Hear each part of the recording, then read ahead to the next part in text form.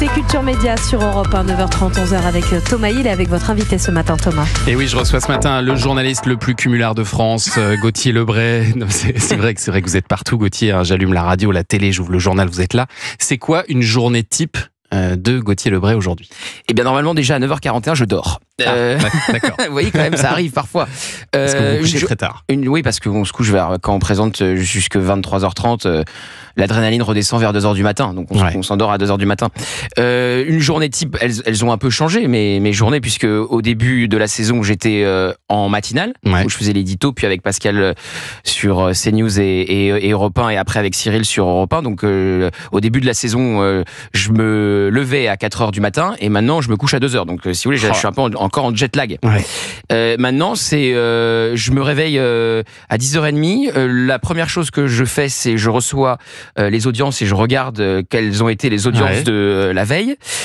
Ensuite, évidemment, tout de suite, assez rapidement, avec mon équipe du soir, on a un groupe WhatsApp où on s'échange les premiers sujets qui vont monter le soir pour l'émission 100% politique. Puis après, j'ai Cyril donc à 16h. Un déj politique? Un déj, parfois. Ouais. Vous déjeunez ou avec ma femme. Ah, d'accord. Ou avec ma femme. Pour la voir un peu, quand même. Ouais, pour la voir un peu, exactement.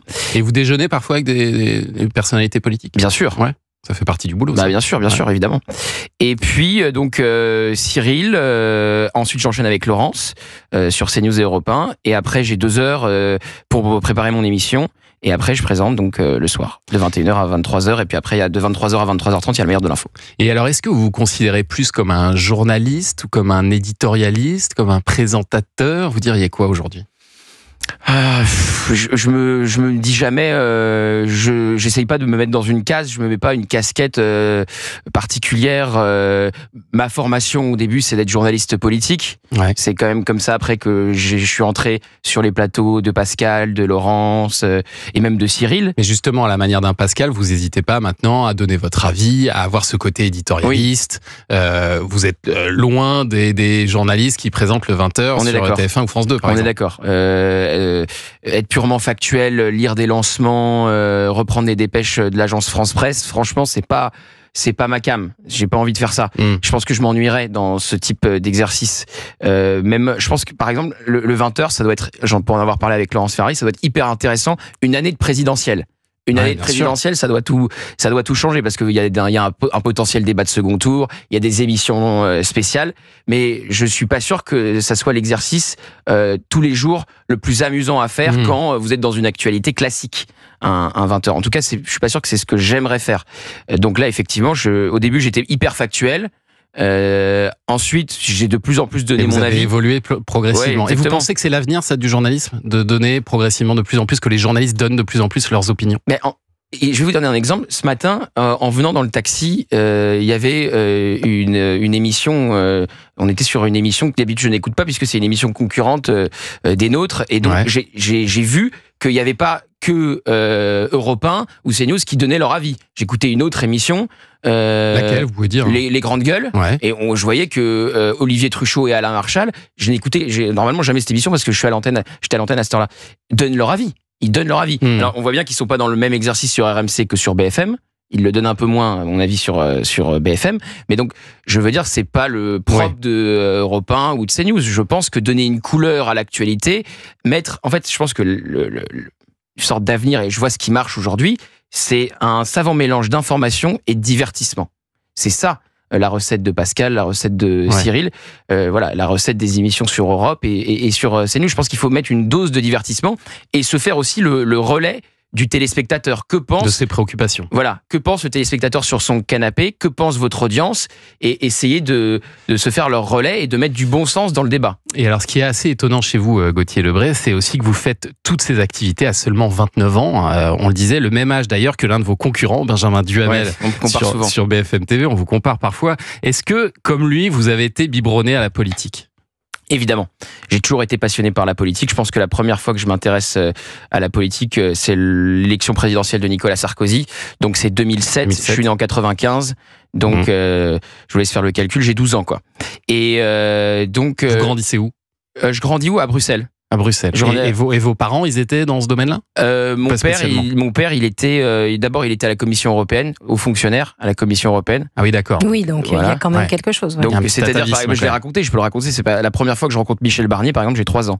Parce que mon père est conseiller de Michel Barnier à la Commission européenne. D'accord. Donc et après, il était directeur de cabinet de Jacques Barrot, dont le fils est aujourd'hui ministre des Affaires étrangères. Et pourquoi, quand vous êtes à Bruxelles, vous ne vous intéressez pas à la politique belge, mais à la politique française? Parce qu'il n'y a pas plus dépolitisé que la société belge. C'est un pays non politique. C'est fascinant. Ça n'intéresse pas les gens. Ça n'intéresse personne. Ça n'intéresse pas les gens. C'est un pays complètement dépolitisé. D'ailleurs, ils ont eu longtemps le record du monde de pays sans gouvernement. Oui, c'est vrai. Plus de 500 jours. Jusqu'à se faire battre par l'Irak. Donc c'est un pays qui est très fragmenté avec Bruxelles, Wallonie, Flandre, et donc c'est un pays complètement dépolitisé. Et alors là aujourd'hui, Gauthier, vous avez un nouveau rôle, c'est celui de présentateur, d'animateur de la tranche du soir sur CNews, 21h, 23h30. Comment est-ce que vous vous sentez dans ce nouveau rôle? De mieux en mieux, de plus en plus à l'aise en tout cas. Au début, j'ai dû être stressé les 15 premières minutes de la première, et puis en prépa, j'étais complètement dispersé jusqu'à la deuxième. Maintenant, j'ai compris le mécanisme, j'ai pris mes marques. Et l'objectif là, c'est d'être numéro 1 tous les soirs. Tous les soirs. Alors, sur mon téléphone, j'ai une note avec toutes les stats. Le nombre de fois on a été premier, le nombre de fois on a été deuxième. Et là, vous en êtes où là? Alors, je peux vous donner les stats. Donc j'en ai fait 23. J'ai pas encore les résultats depuis janvier, de la 23e. On a été premier 12 fois. On a été premier 12 fois. Ouais. Donc maintenant, j'espère que le but c'est de créer de l'habitude chez le téléspectateur. C'est un rendez-vous donc à un mois, c'est qu'il y ait un maximum de téléspectateurs qui se disent le soir j'ai envie de regarder cette émission, j'ai un rendez-vous avec ça, qui a un automatisme. Donc c'est le but d'avoir des chroniqueurs réguliers, de mettre une bonne ambiance le soir. C'est vraiment primordial pour moi d'avoir une bonne ambiance, détendue, qu'on puisse se marrer un peu. Voilà. C'est ce qui se passe aussi tous les après-midi avec Cyril Hanouna sur Europe 1, 16h-18h, dont vous êtes un peu le chouchou d'ailleurs, et il dit souvent aux autres d'Auster, pour laisser parler le génie Gauthier Lebray, comme il dit. On ne sait pas encore ce qu'il fera Cyril Hanouna à la rentrée. Vous êtes prêt à le suivre?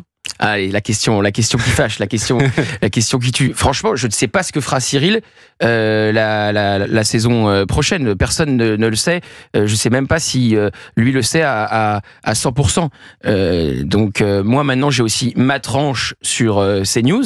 Je suis évidemment à la fois très attaché à Cyril et très attaché à CNews. Très attaché vous aussi. Ne savez pas où vous serez non plus à la rentrée. À Europe 1. Écoutez. On fait pas le mercato, on est le combien? Le 6 ça commence à bouger. Ça commence à bouger, Gauthier. Ce que je peux vous dire sur Cyril, c'est que il m'a fait un nombre de propositions passées, j'entends. Ouais. Grâce à lui, j'ai eu Face à Hanouna. On a fait Face à Hanouna ensemble depuis un an. Ouais. Du jour au lendemain, il m'appelle dans un train. Il me fait: tu fais quoi lundi entre 16h et 18h? Rien. T'es avec moi sur Europe 1. C'était en juin dernier. À partir du moment qui vous aime bien. Ouais, à partir du moment au moment du débat Attal-Bardella sur les européennes, il me prend tous les soirs dans Touche pas à mon poste. Donc il y a un lien qui s'est créé entre nous qui est très fort. On s'appelle très souvent quand on s'appelle ça dure une demi-heure en plus, mais j'ai aussi un lien très fort avec CNews et je suis très heureux de ce que je fais sur CNews le soir. Et on verra jusqu'où ça va ce lien. Gauthier Lebray, en attendant 100% politique, c'est de 21h à 23h30 tous les soirs sur CNews. Dans un instant, on va parler de l'actu des médias avec Julie.